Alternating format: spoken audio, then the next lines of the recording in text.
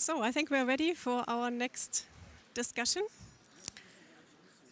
The panel has the title Resilient Municipalities, Strong Self-Government for Ukraine's Recovery. And I'm sure we've all been witnessing the extraordinary resilience, in particular of Ukraine's municipalities during the war. And this is also, of course, a result of the successful decentralization reforms that had started way before the full-scale invasion. And this panel wants to explore what further support is needed to harness and strengthen local government and also to make sure multi-level government functions really well for recovery and EU accession. And we'll look in this discussion also at provisions in the EU-Ukraine facility, the Ukraine plan of the Ukrainian government, and how they address in particular the subnational level. We want to discuss recovery policy efforts in view of the current conditions Ukraine is facing. Let me briefly introduce all the panelists. We are quite a lot, so maybe we wait with the applause until the end and then we welcome them all together. So to my left is Germany's Federal Minister for Economic Cooperation and Development, Svenja Schulze. You are allowed to clap, it's impossible. She's just told me she's been on every single, I think, panel and time slot today, so she deserves an extra applause. We move on to Alexander Kornienko. He is the first Deputy Speaker of the Verkhovna Rada of Ukraine. Welcome. And we move on to Johan Forser, the Swedish Minister for International Development, Cooperation and Foreign Trade. Very welcome. Next to him is Jan Chiszko, the State Secretary at the Ministry of Development Funds and Regional Policy in Poland. And then we have Gert-Jan Koopman, the Director General of DG NEAR from the European Commission. Welcome. And last but not least, Alexander Senkiewicz, Mayor of Mykolaiv. A very warm welcome to you as well. My name is Gwendolyn Sasse. I'm the director of the Center for East European and International Studies and here in Berlin, and I have the pleasure of chairing this discussion. And I have to say right away, it's very nice to have a whole range of different perspectives represented here. And after we are finished in this round, we'll also include more voices from the audience.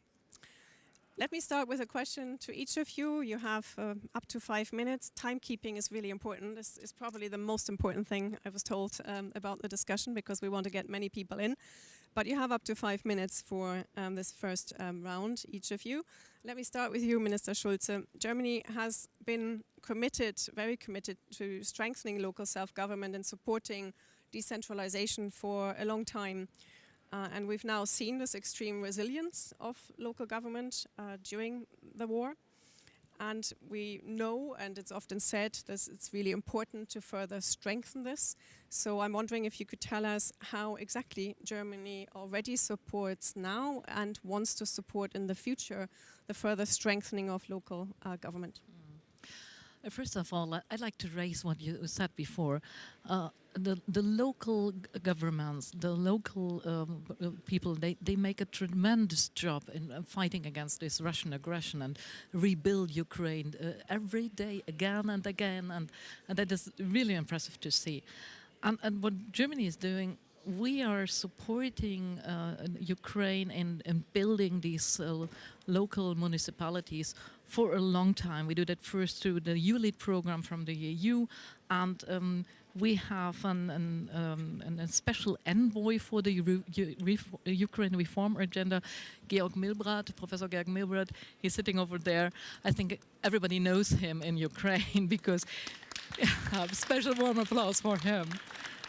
And he is supporting the municipalities on the local level and helps that they build their capacities. And we do that for a very long time. And this partnership between German and Ukrainian municipalities, that is a strong network. We have today 210 communities, cities in Germany that have a strong partnership with an Ukrainian city. And these working together is, I think it's an important point to build these bridges between the municipalities on a local level. And today we want to introduce a coalition for sustainable municipalities. And why we want to do that? Because municipalities have to be able to access international national financing. That is important to do their job. They need human capacity to shoulder recovery, because it's all about skills and skilled people. They need a reliable partnership to peer-to-peer exchange. And that is why we want to use the momentum of this Ukraine Recovery Conference to build a coalition of sustainable municipalities, a coalition of like-minded group of governments, of implementing agencies, of associations, of partnerships that are united with their commitment to working together with Ukraine on these important topics, on enhancing access to finance, facilitating municipal human capacity development, and enhancing and expanding municipal partnerships. And today I can say that we are very successful in mobilizing money. Today the amount is nearly by 1 billion euros so far. That sounds a lot, but that's not enough. We need more members for this alliance, and strengthening local self-government. I think it's a key point for rebuild Ukraine in a better way, and to mobilize all the power that is there in the Ukrainian society. Thank you very much. Mr. Kornienko, if we can move on to you. What is Ukraine's plan to further strengthen local self-government, both in view of recovery but also EU accession?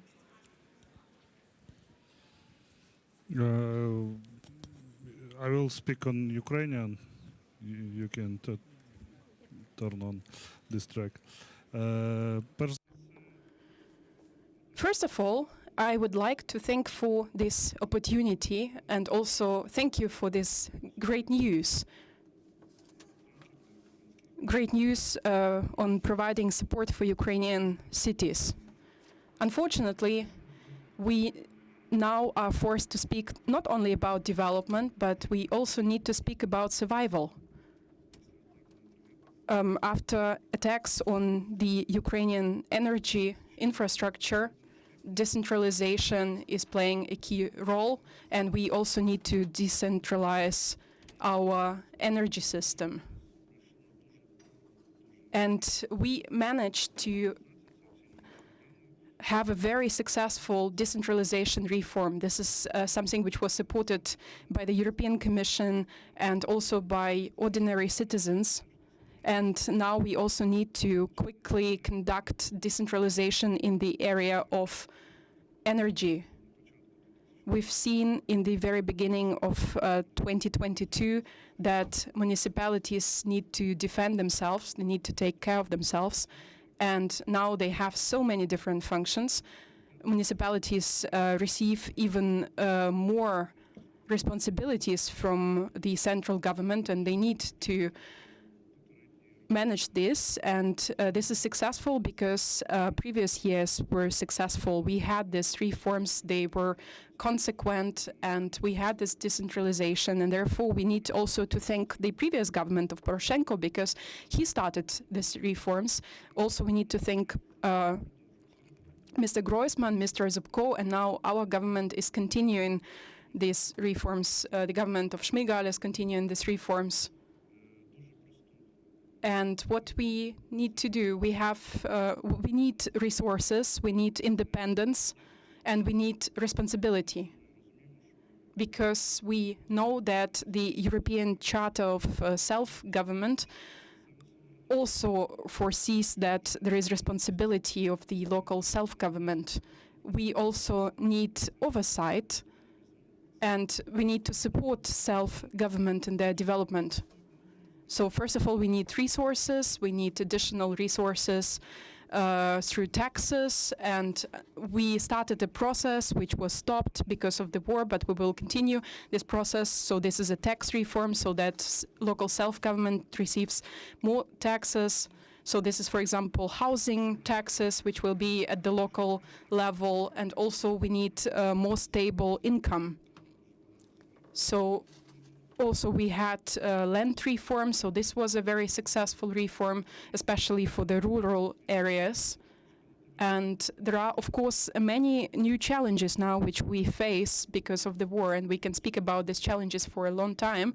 But there are, for example, a lot of territories which are occupied or deoccupied, and they cannot conduct elections. And of course, we need to work on returning the democracy to these territories. This process needs to be clear, and it also needs to fulfill the expectations of the society. If the territory was occupied for a very long time, the transition period needs to be longer, but also during this transition period, we need a high level of inclusion, of participation from the people. And we are trying to do this. So we have military administrations on parts of these territories, and there are a lot of decisions which are made on the local level.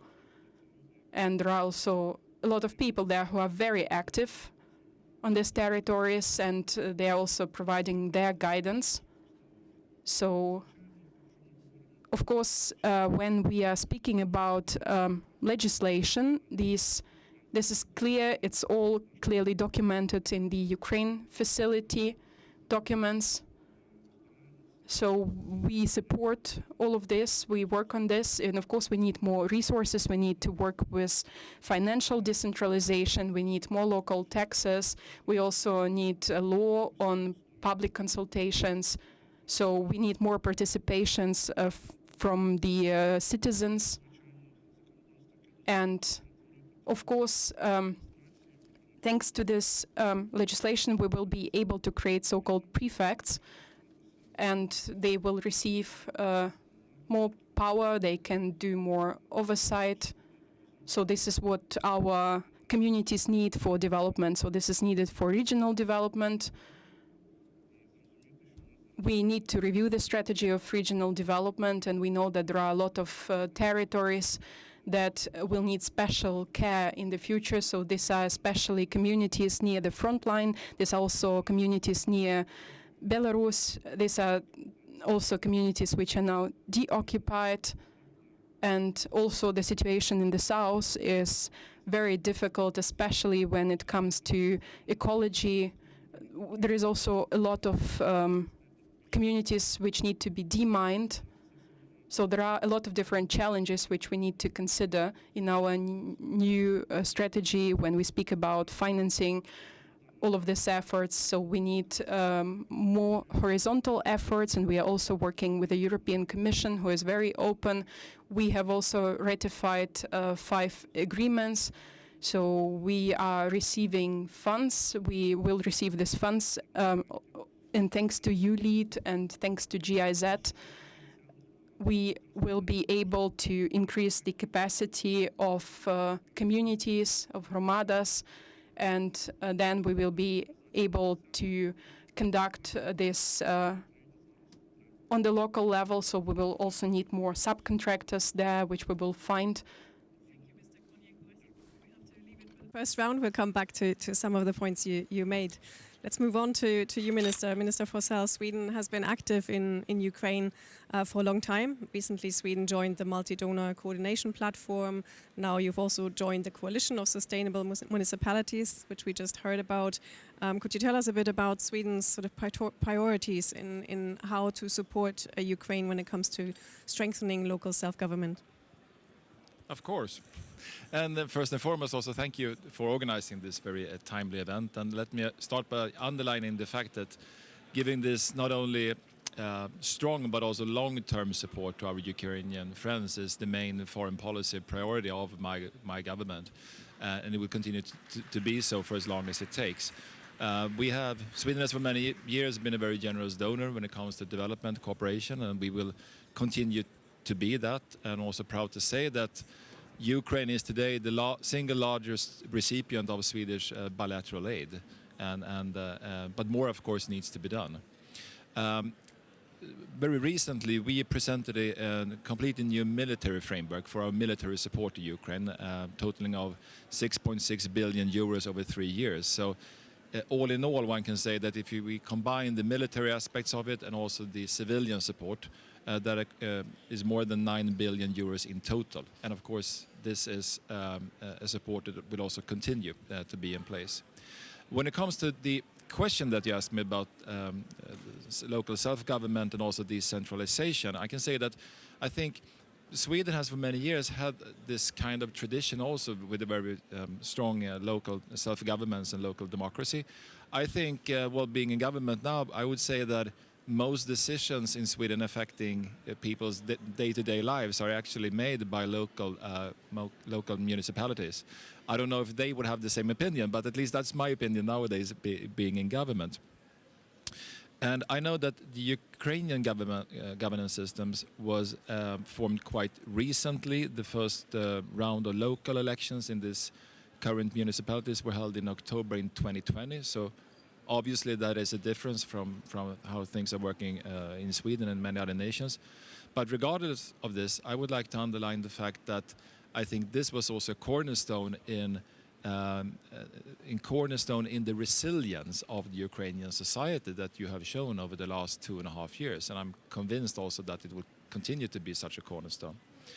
Of course, Ukraine's preconditions for reform and development, they have very radically changed since the full-scale invasion began in 2022. But nevertheless, I think looking at it from our perspective, it's impressive what you are doing. I mean, when at the same time also defending yourselves against the Russian full-scale invasion. I think that is important to say. I mean, you can always do more, of course, and obviously more needs to be done. But I think that's important to take into consideration. We have supported Ukraine's decentralization efforts since the Revolution of Dignity in 2014, and it is crucial for us to continue to do so. We are very long-term perspective, like I mentioned.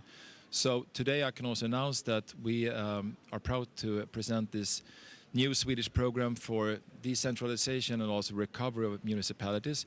It's actually a 4-year program worth 21 million euros, which will focus on capacity building on the local level, on local-led recovery, decentralization of tax revenues, like you mentioned, but also decentralization of education, service provision for the local level, and much more.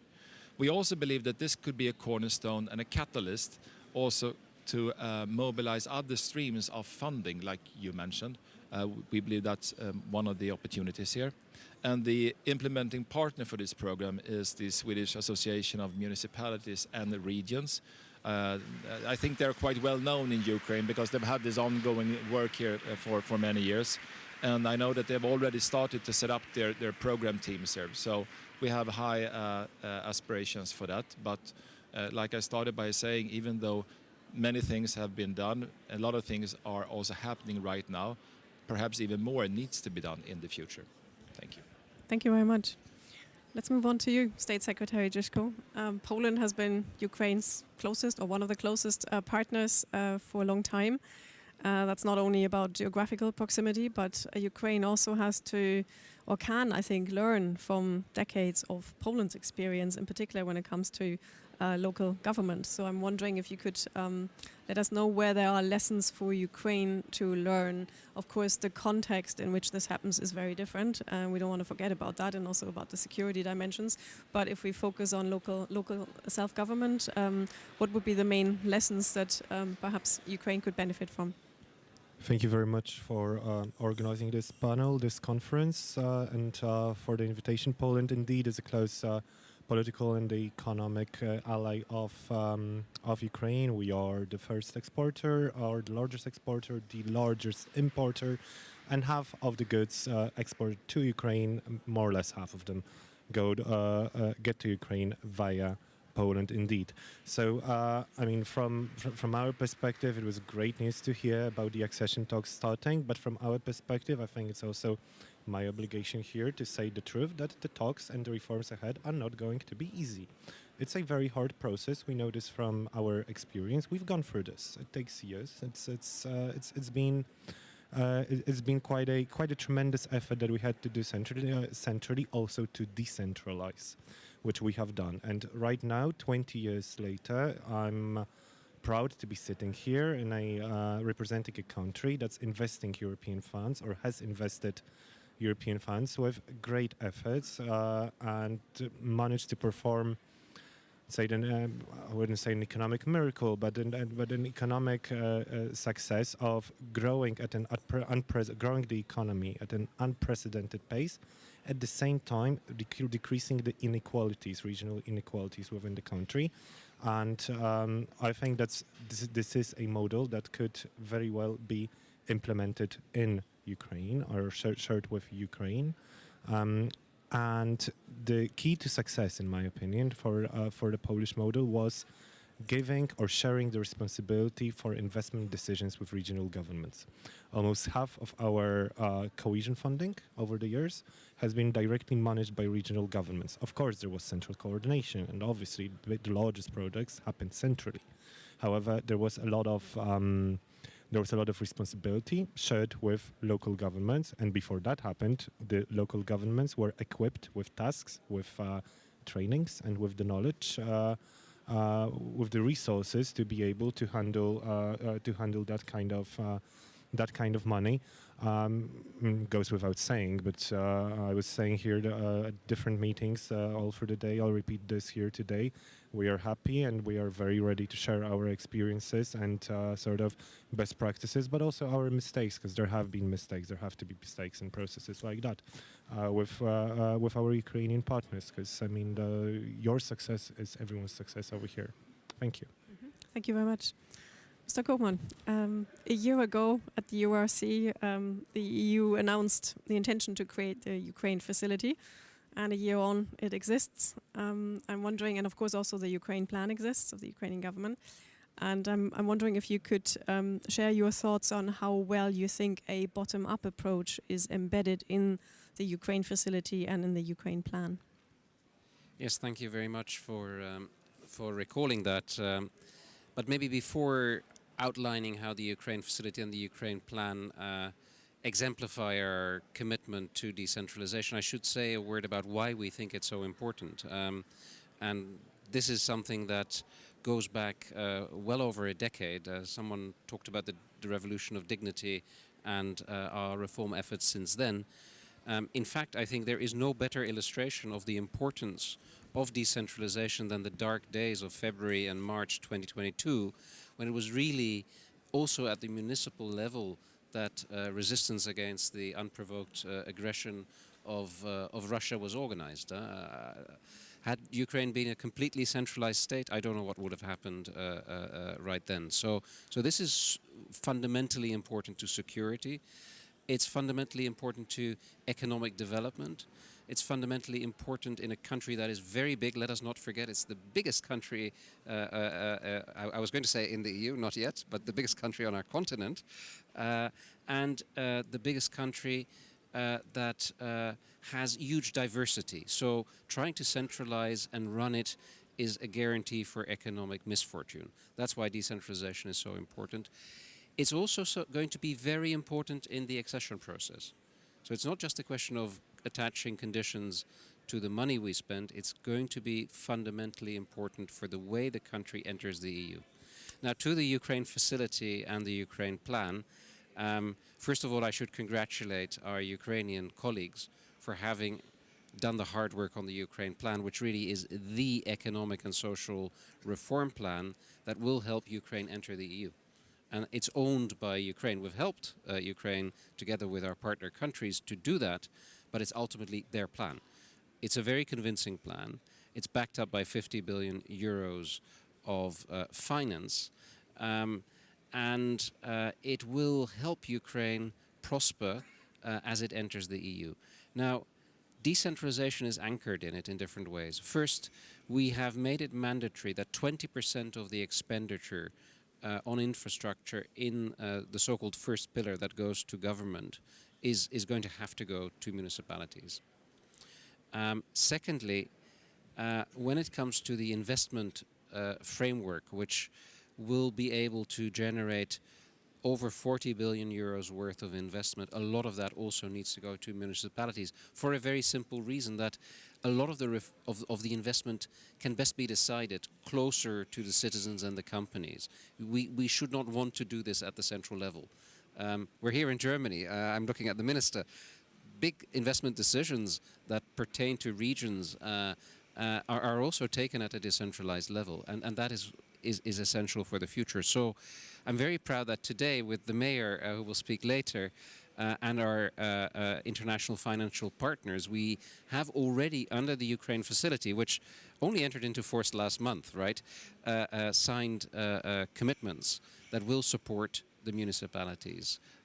So a lot of the investment is going to be directed towards local entities.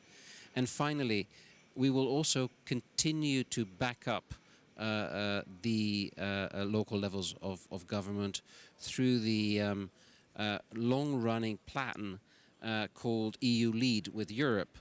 It's endowed with 40 million euros. Alexander just referred to it, to help the municipal level to develop, to prosper, and to generate the necessary changes that are needed. So across a wide range of our work with our Ukrainian partners, be it the accession process, the money, we will be supporting this because we see it as an absolutely fundamental precondition for a successful Ukraine and for a successful European Ukraine as a member state of the EU. Thank you. Thank you very much.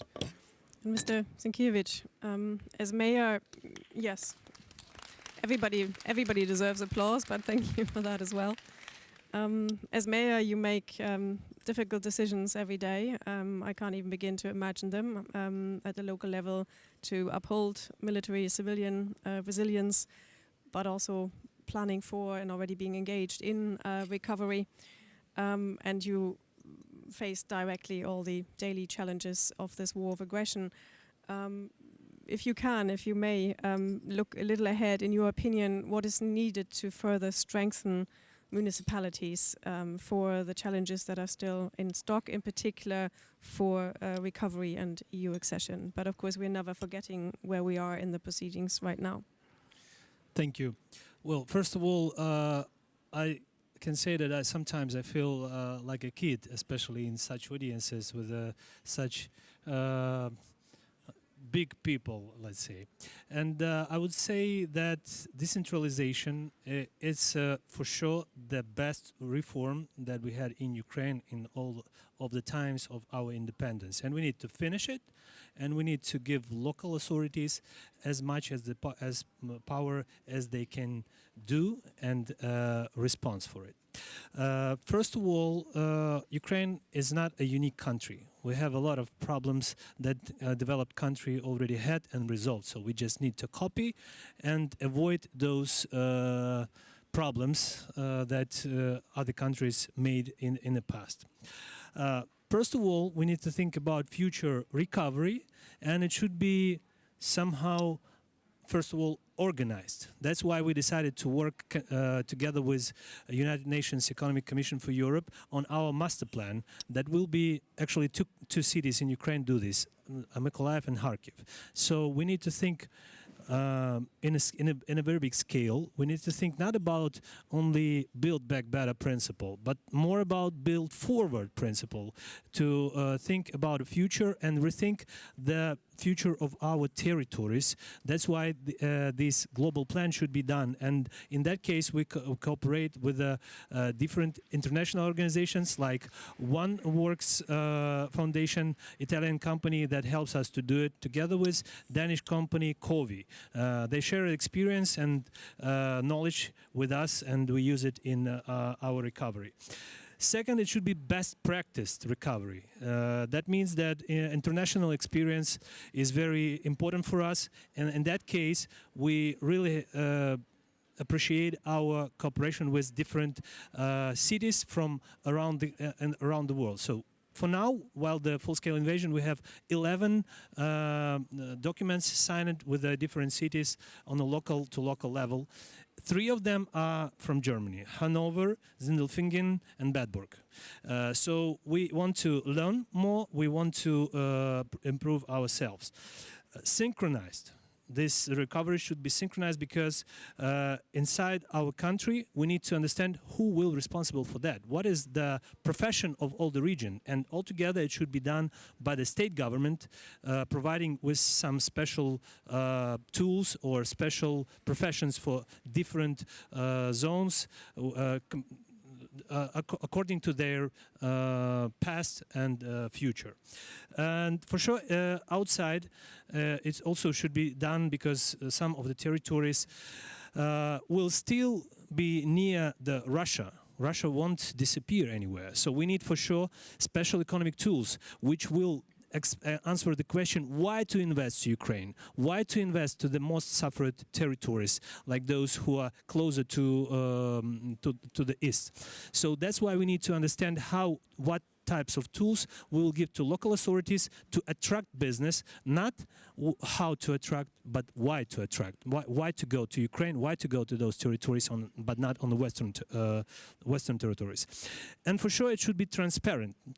In Mykolaiv, together in cooperation with the European Union anti-corruption initiative, we do best practices, changing processes and systems in our city. Also, we launched the first website where we report about our international aid. So we've done the first Ukrainian international aid monitoring, where we report about any kind of help that we got, where it is, how it was used, how much left, where you can see it. And reports are going through since 2022. So already you can download it and review it. And also all the, let's say, journalists, investigators should know how we do it. And this is a really good sign of trust. So our partners will be able to check if we are good with them. Again, I would like to say thank you to all of our partners, especially Denmark, because Denmark somehow adopted Mykolaiv. And we have a very unique cooperation, really unique cooperation for Ukraine on the city-state level. And I told you that sometimes I feel like a kid. And yes, sometimes I wake up and I feel like we built some sand castles and some bad guy can come and squeeze them and ruin them. That's why we need to have our Ukraine recovery to be protected.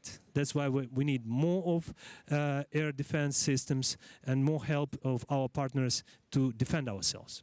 Thank you. Thank you. If I may go back to one thing you said, you emphasized more so the expertise from outside that you would value, in particular from municipalities abroad. How about sharing best practices in Ukraine? What is needed to maybe do that even more, and how well do you think you're set up for that?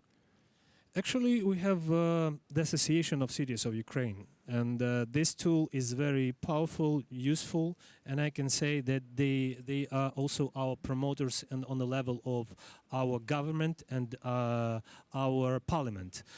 We use this tool to synchronize our best practices between our territories, to share them, and if we have some problems, we always use this tool to communicate with the government. But what I can say is that, again, it's all about decentralization. So the more we communicate between levels, on the vertical level and horizontal level, the more stable and the more powerful country will we have, I mean, Ukraine. Thank you. I would like to ask you all the same question going the other way around, and so sorry I start with you again, Mr. Sienkiewicz, and then we'll have some more interventions from the floor. We often emphasize that capacity needs to be built, different types of capacity, and I'm wondering if all of you could pick sort of one example, what you think is really most important. There's all kinds of different capacities needed, Either you give examples already from the Ukraine or from your own experiences. So what you think might be most important now to build when we say capacities need to be built. Where do you see, Mr. Sienkiewicz, if I can start with you and then we move round, but very briefly only, sort of what's the most important capacity that we need to build? I think the institutional capacity will be the biggest problem in Ukraine after the end of the war, because we are losing our most valuable assets, our people, those who are dying and defending our country on the front line. A lot of people think they're afraid and they think how to leave the country, and I don't know how many will left after the end of the war running of the future invasion of Russia or something. So we need to prepare youth, we need to prepare all those people who we expect to rebuild Ukraine, to renovate it, and we need to do it now. We need to think not only about pipes and pumps, but more about brains, because the brain drain will be a biggest challenge for us in the end of the war. So that's why I want to say thank you to our partners who help us to grow this human potential now, even in a time of war. Thank you. Mr. Koopman, what would you point to? Well, Pick one. I think skills was just mentioned, is very, very important. But I think the key issue really is to put the country now, already this year, on a sustainable trajectory of economic growth, so that the prospect for everyone in the country and for those 5 million Ukrainians living in the EU is positive. So we need to do a lot to achieve that, but we cannot wait with this very ambitious strategy of ensuring that growth returns at levels we haven't seen in a decade in Ukraine. Ukraine must be growing at more than 5% per year, I think, for people to have hope. And without hope, there is no future. Thank you. Thank you. State Secretary Chiszko. Sorry, I'm not going to be original, because I'm going to say institutions. I mean, a state is only as strong as its institutions. It's important to have well-educated, well-trained and well-paid people working in those institutions. So I couldn't agree more with what you said. And of course, I am saying this, of course, from our Polish example as well. Processes in internal government or in national government go better when the institutions are well valued, well balanced, well managed and well paid. Mr. Forsell, also institutions, but maybe you can also go into some detail. Well, I agree with that, but it's not only about the capacity, it's also about the conditions, I would say. I mean, looking into the future, we are not interested in rebuilding Ukraine to what it used to be. We all want to build Ukraine up to something newer and greener and more modern than before. And also, it is a fact that this will be impossible with only the help of development cooperation. There will simply not be enough money. At the same time, when we are handling the situation in Ukraine, we also do have the green transition, we have the drought in the Horn of Africa and many other crises too simultaneously. So we need to fill this gap, and this gap can only be filled with the help of private investments and more of that entrepreneurship and innovation and foreign trade. And also handling the Swedish foreign trade portfolio, I can see that the importance of having these stable economic conditions, stable macroeconomic environment, but also other conditions necessary for reaching out to these world-leading Swedish or Nordic or wherever, these multinational companies. I mean, that is necessity. So I think, of course, from their perspective, they see a lot of opportunities here, but at the same time, I mean, the conditions today are still difficult in many ways, partly also because of decisions that we have taken, saying that, well, you need to go there, or you should be there. At the same time, it's still a dangerous situation, so we really don't want to go there. We do not still have the right insurances to fill this gap, for example. So it's also in our hands. But I would say the macroeconomic conditions, not only the capacity, is what is needed if we are to address the importance of having more of that foreign trade and investments in Ukraine. Thank you. Mr. Konienko, also one example of where you think capacity building is most pressing. If you can be just short about that, we'll have more questions afterwards. I always have one example. That's probably not an example, that's rather a question to different communities I'm talking with. I'm always asking, do you speak English so well so that you can make this application for grants. And always what I hear is that English language is not enough. We have 1,400 different communities, and what we need to work on is that not only the central government, not only mayors of 3 big cities are engaging, but also this engagement is done on the local level. And there are, of course, many challenges which need to be tackled, and we need to do it top-down with different organizations like you lead with all of these projects we are currently working with. But we also need to do bottom-up efforts so that we can find this capacity also within Ukraine. And of course, there are different European projects we are working on, and we can find also new tools. But we need, first of all, people who are motivated to make lives better in their communities. This is, of course, a big challenge for all of us, but I think we will manage to solve this challenge. There are so many cities here like Kharkiv, Mykolaiv, Dnipro. There are so many heroic cities here today, and also Kiev. So there are also mayors from cities near Kiev, and there are a lot of projects from these teams. Teams have done way more than was expected in these cities.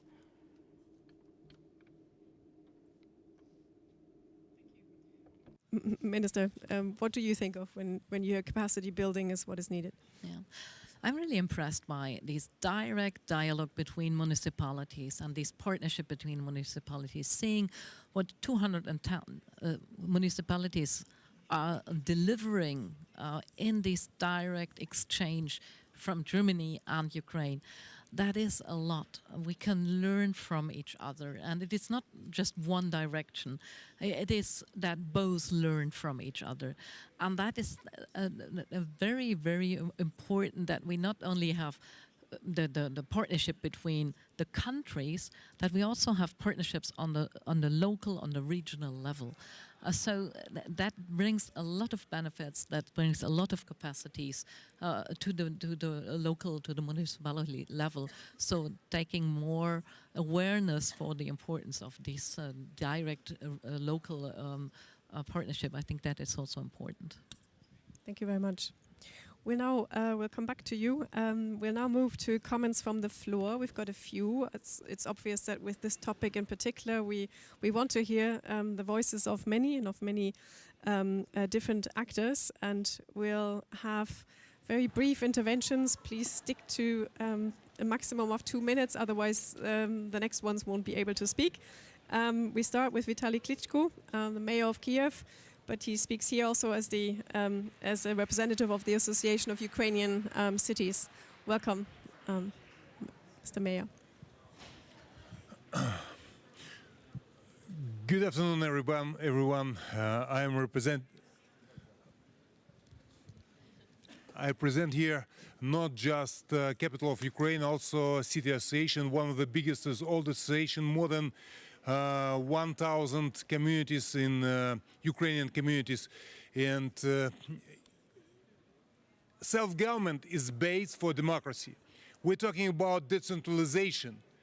Every authoritarian country centralized the power, and municipalities doesn't have so much power, and that's why decentralization is very important, and we have to continue decentralization in Ukraine. And right now we need assistance. I am very happy to see Georg Milbrand, Professor Milbrand. He is actually a special representative of German government, especially in Ukraine, in decentralization. It's very important to make reform.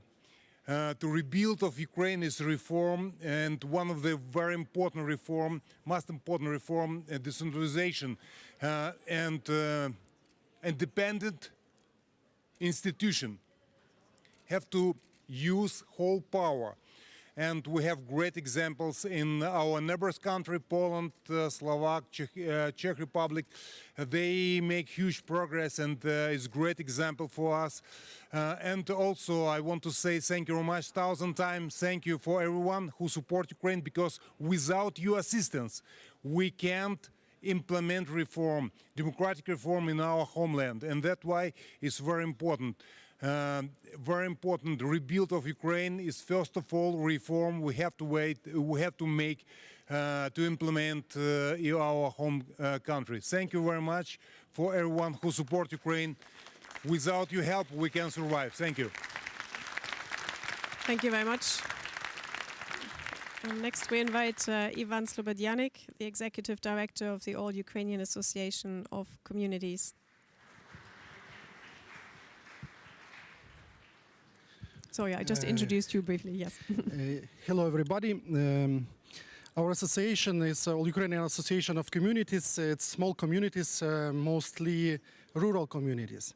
And for us, in nearest perspective, most important politics of EU should be a common agricultural policy and cohesion policy, because our members depend of agricultural business because incomes of the budgets depend directly of agricultural business. That's why for us very important to use every possibility to be prepared to these policies. And I think we should use Ukrainian facility for this on two levels. First level is institutional capacity of central bodies. For example, we should establish, for example, PEN agency and other institutions. Also was mentioned today, its second level capacity of institutional capacity of our communities, because without, I was mentioned, languages, meanings, how you should prepare projects, you will not take part in this politics.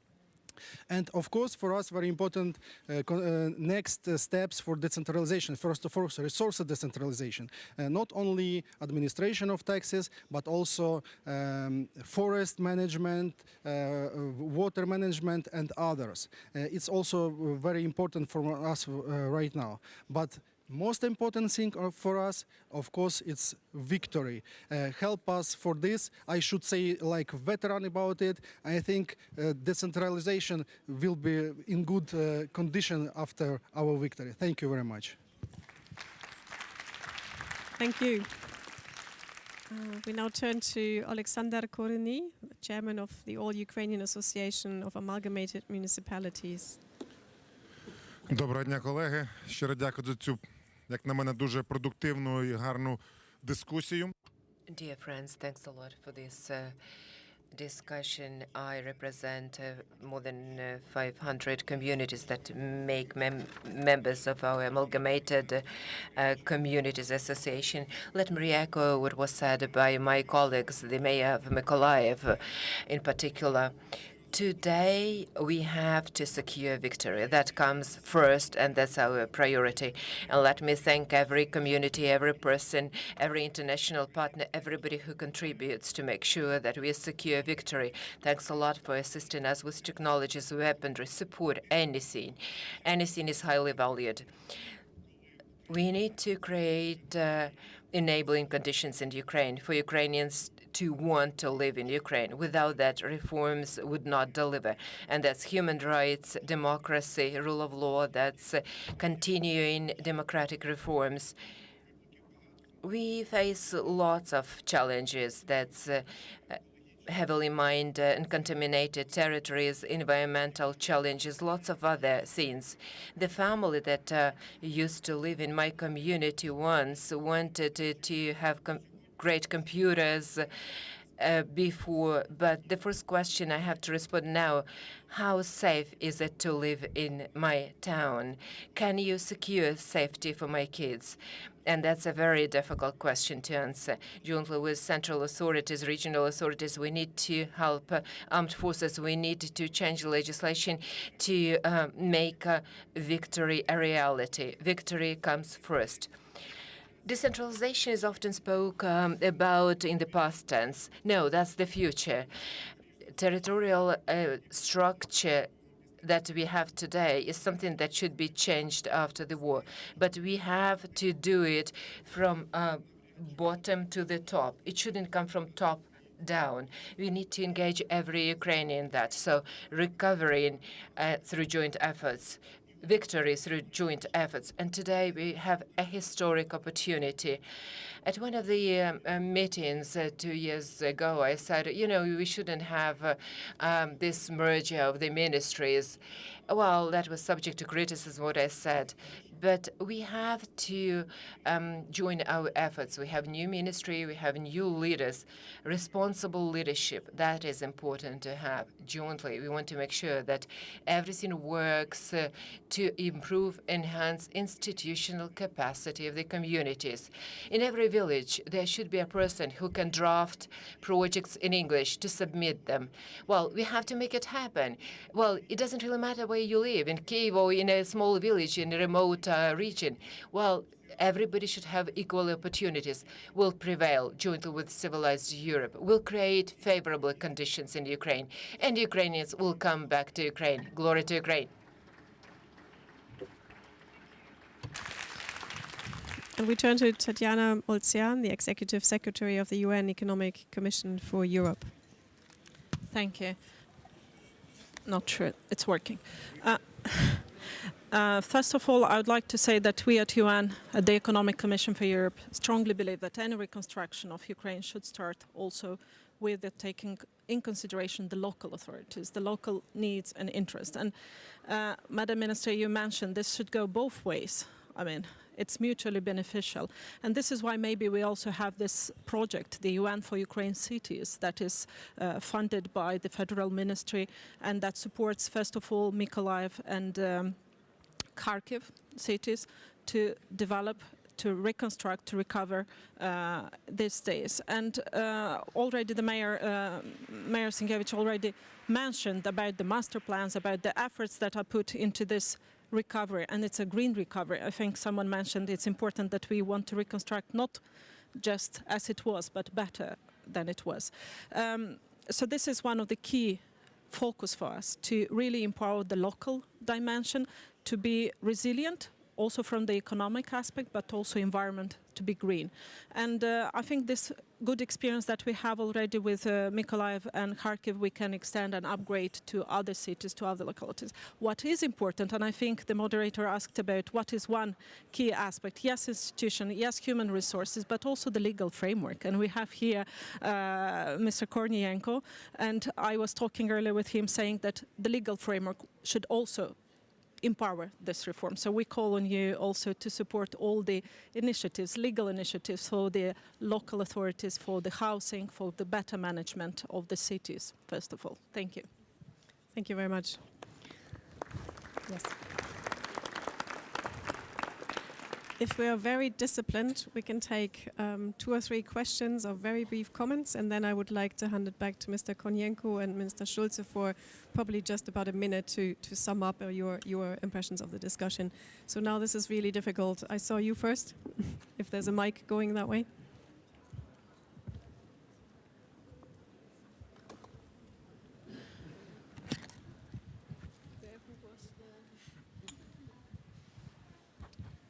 Thank you. Thank you. I'm the lucky one.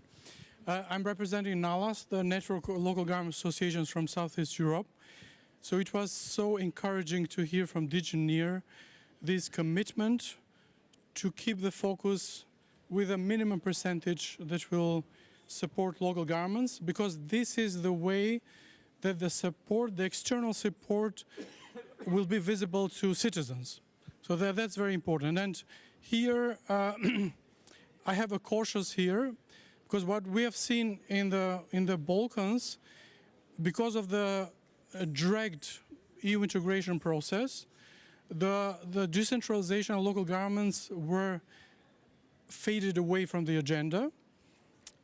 With the funding, the pre-accession funding has been merely a budget support for central government, including now the green agenda. It is purely budget support. 4 billion for the Western Balkans. So now the question is how to keep, hopefully the integration process will pick up a speed and will not be so much dragged as it was in the Balkans. So it will be completed fast, in a fast track. But as we heard from our colleague from Poland, it is a difficult process and it might take some time. So now the question is how to keep local governance in the agenda and decentralization in the agenda if the process takes longer. Thank you very much. Thanks. I saw another hand right here at the back. Доброго дня. Я Good afternoon. I am a journalist, local media outlet, the city of Mykolaiv. My question to Mr. Korniyenko. We have a mayor of our city present to you as well. For 2 years, we don't have a proper water supply in Mykolaiv. Water pipes have been destroyed. And for 2 years, we don't have proper water supply. Here in the hotel, I asked, why don't you have bottled water in my room? And the answer was, okay, you can drink tap water. You know, in Mykolaiv, we have the water that you cannot drink, and a mayor of the city can reconfirm that. And we cannot have proper, normal life in the city unless we have proper water in water supply in our country. And we haven't found a proper donor to make sure that we have proper water supply for 2 years. So my question to you is, do we have money in public budget to make sure that citizens of Mykolaiv have water in Mykolaiv? You did that for Kryvyi Rih. We don't have that in Mykolaiv. So we heard that let's talk about people, not only about pipes. So let's talk about water supply, water pipes. Are we going to have it in Mykolaiv? And electricity supply as well, because that's fundamentals of a decent life in the city. Thank you. Unfortunately, I think I have to leave it here. We want to go back to the two of you, and all the other questions and comments we keep for the reception afterwards when we continue the discussion, I hope. I think we've covered quite a lot in this hour. Oops, my mic isn't really working. And I think we've seen we've heard about the importance of local government, but we've also heard that what comes next is not automatic. No? And you've all talked about the need to institutionalize institutional links between different actors, different institutions, and this is the place to think more and to do some of this institutionalization, I think. But I hand it back to the two of you to pick up some of the points. And as my mic is failing anyway, I I hand over first to Mr. Korny, and then you have the final word, Minister Schulze. And we have to be relatively quick. You have a minute each.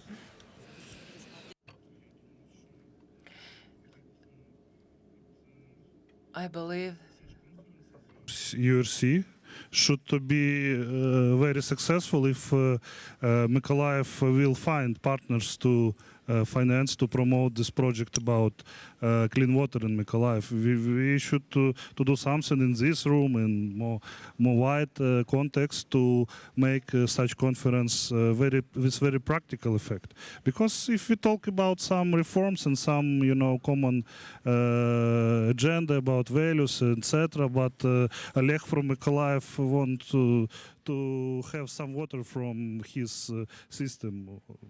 It's very practical. It's one of examples that now we have a very, very huge, list of problems in our country with very basic services to people, to citizens. And we need to solve it step by step, city by city, community by community, with support of other countries, with support of other governments, with support of your brilliant association of many partners who will establish sustainable communities. But I want maybe ask some, not so diplomatic, it will be okay, but I'm politician, I can. If we talk about supporting of community, please, now we need in Ukraine not only institutional support, not only advices, not only training and management of this community. We need also practical, physical budget support of some communities that was broken by Russia attacks every day. Kharkiv, Mykolaiv, Chernigiv, Sumy, some communities on north of Kiev region, Kiev especially, because we also have a lot of problems, etc., etc., etc.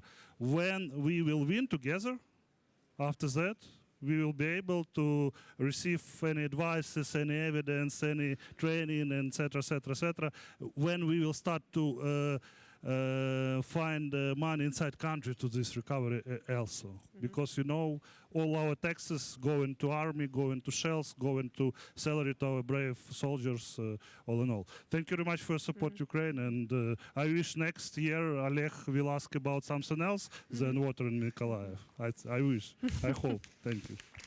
Thank you, and Minister, you have the final word. I think this session shows again how important it is that we share good practice, that we share experience, that we discuss about how to make decentralization successful. We hear about how important the legal framework is, how important the knowledge sharing is, Alexander told us. And I'm really happy that we are able to share all this experience here. And this we need to expand. I think it is very clear that the local level, that the municipalities, Johan told us, that they can be a cornerstone of resilience. And to be a cornerstone of resilience, we need to do more for municipalities. We see how important that is for strengthening local self-governance, that is essential for the path to the EU. So that is another argument why we need to take the local municipalities into account. And I would like to end with advertising for this coalition of sustainable municipalities, because seeing how important that is, how important this level is, we need to do more for the municipalities. We need to engage them more in all the things we are planning. So if someone is in the room who still not joined this coalition of sustainable municipalities, we need more support for this. We need this exchange. We need this to scale up effective collaboration for the level of municipalities. And I think this session was a really good example of why it is needed and why it is so important. Thank you very much for that. Thank you.